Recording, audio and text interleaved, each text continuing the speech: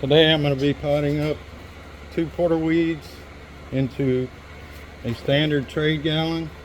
This will be Midnight Moon. You can see we write on the pots with a Sharpie paint marker to keep our varieties and cultivars separated. This can last for years, in fact, and you can just scrape it off with a knife or the edge of your clippers, something along that line. The pot I'm using has nice big holes for good drainage, and I won't have to worry about my plants staying too wet. First thing I'm going to do is put a little dirt in the bottom, get closer to the right height. This little lip on the inside here, that's really your fill line.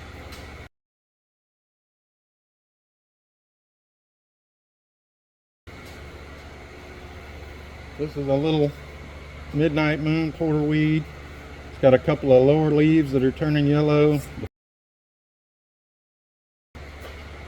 And you can leave those, or I may pick them off to make it look prettier. And check for any weeds. There's a little weed right there. Be sure to get them by the roots. And clean the trash off. Now I'll just squeeze the pot just a little bit and turn it upside down, and it'll come right out. Nice sturdy root system. It's not going to fall apart on me while I'm trying to work with it. Set it in here and see if it's at the right height. That's a little bit high. I'm going to take a little bit of soil out.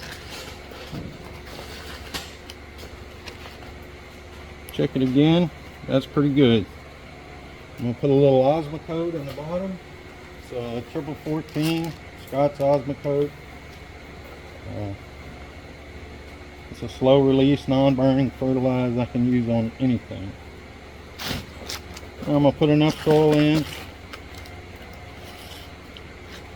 Just firm enough so the plant stays where it's at. You can shake it a little bit. That'll help even that soil out. But if you look right there, you can really see the surface of that root ball. And I want the surface of that root ball even with the top of the soil once I'm finished watering the plant in.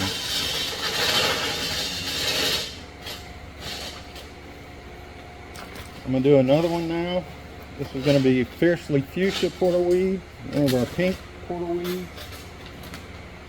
And there it is. Looks like the grasshopper's got a hold of it. It too is getting a little bit yellow on the lower leaves. That's telling me it got a little bit dry. We'll check and pull any weeds. Be sure you get the roots. And I'll get any trash out of here. Once again, I'll just lightly squeeze the pot.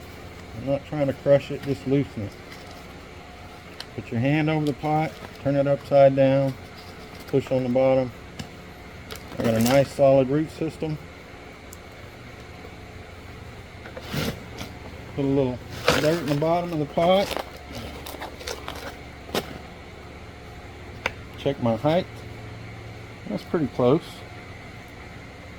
A lot of times I'll twist the root ball back and forth, maybe a quarter of a turn or so. Just help to make sure it has good contact with the bottom of the soil. I like that, so I'm going to put a little fertilizer in it.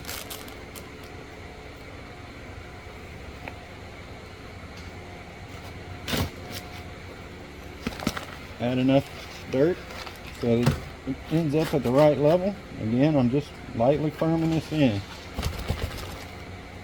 Just enough to keep the plant staying where I want it.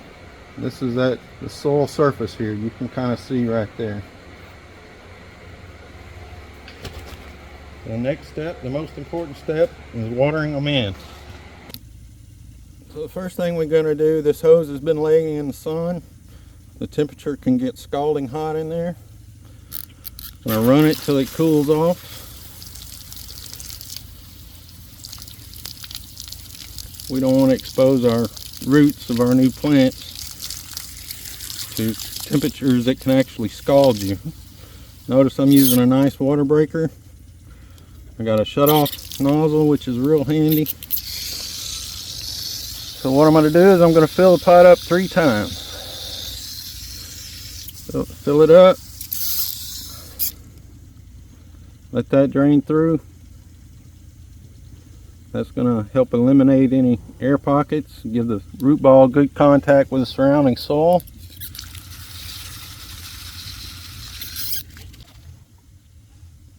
Sometimes you can see big air bubbles pop up.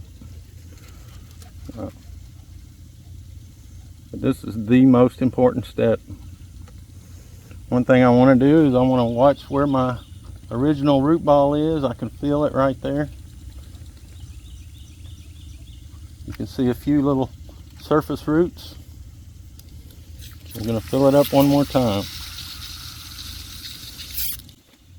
3 times is the minimum, and that's about right.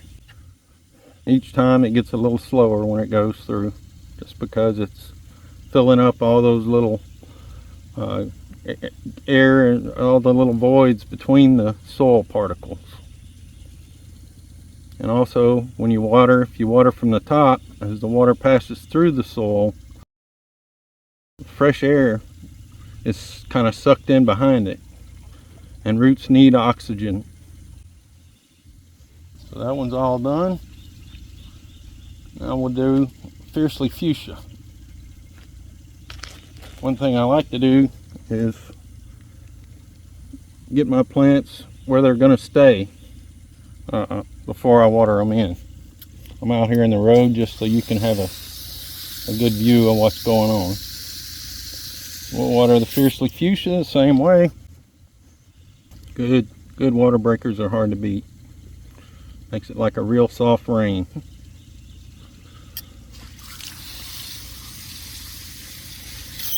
And I could have picked off those lower yellow leaves, but sometimes they'll actually green back up and instead of dropping. We use a nice porous soil, lots of moisture and air spaces.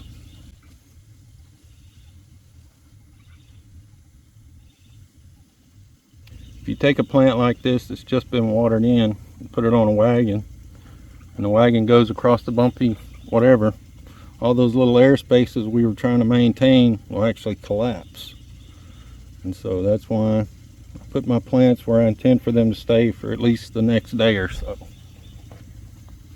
Check and make sure we can see that original root ball. If it's too high or too low, we may have to go back and repot it. But that's about right. Sometimes you can see a few little white roots right there, those surface roots. That's important, they need air.